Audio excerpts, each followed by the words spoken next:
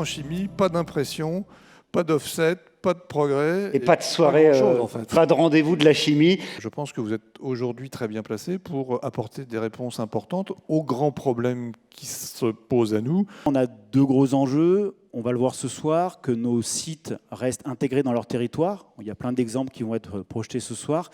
Et accélérer notre décarbonation en restant compétitifs. Le gros enjeu, tel qu'on vient de le dire, par rapport à la crise ukrainienne. Nos élèves se destinent majoritairement au métier de la recherche, universitaire, mais aussi dans l'entreprise. Et nous avons plusieurs laboratoires de chimie et d'autres laboratoires très impliqués en chimie et beaucoup d'interactions avec l'ensemble des chimistes de la région.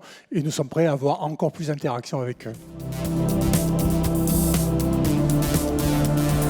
C'est grâce à des réunions régulières, des échanges très réguliers entre nos ingénieurs énergéticiens et puis les parties techniques de la communauté de communes, que nous arrivons ensemble à trouver des synergies et des nouveaux projets. Nous avons décidé en effet de nous réunir avec les chefs d'entreprise des principales sociétés pour apporter ce contact permanent de façon à ce qu'en effet les investissements que nous développerions sur le territoire soient en adéquation avec les besoins des entrepreneurs. Les acteurs du territoire font le territoire.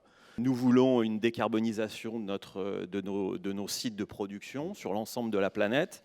Et deuxième axe de développement, c'est répondre en fait aux questions de nos clients. Pour nous, la chimie durable est synonyme de performance et de développement futur. L'objectif, c'était justement de mettre en place un dispositif de concertation pour améliorer la cohabitation entre les industriels et les riverains. Et le motto à l'époque, je crois que c'est construire ensemble pour mieux vivre ensemble. C'est un moment de partage de la chimie. On essaie de transmettre la passion pour la chimie.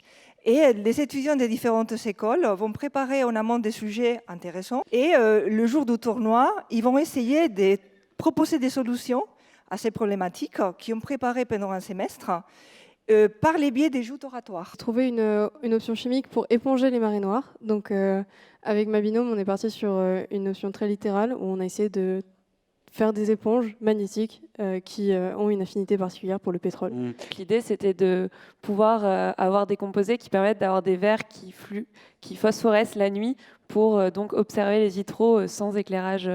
L'eau, on ne la sent pas, et pourtant, quand on est à proximité d'une source d'eau comme un lac ou la mer, on arrive à savoir qu'il y a de l'eau autour de nous.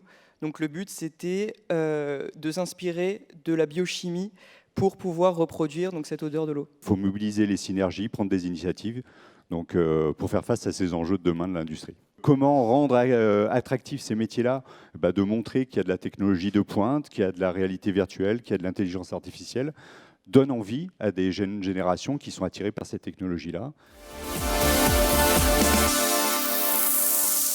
L'économie circulaire, pour nous, c'est tout d'abord économiser les ressources et économiser l'énergie qui est notre première matière, enfin notre première matière première. C'est optimiser les juste nécessaires de l'énergie pour satisfaire les besoins de nos clients. C'est important de fournir la quantité nécessaire à la bonne qualité. On traite 80 000 tonnes de déchets dangereux sur nos fours.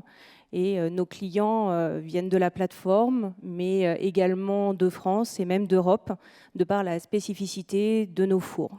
Notre engagement au quotidien, c'est de limiter l'empreinte écologique de nos clients, et tout en nous inscrivant vraiment dans une logique d'économie circulaire. L'entreprise, depuis de nombreuses années, souhaite que ces sites de production soient intégrés et invisibles dans l'environnement urbain dans lequel nous travaillons. Travailler sur que faire de notre chaleur fatale. Et donc, par exemple, aujourd'hui, une partie de la chaleur fatale du site sert à alimenter le chauffage urbain. Sur la plateforme, en ce qui concerne Ancorex, déjà 60% de l'énergie consommée est décarbonée.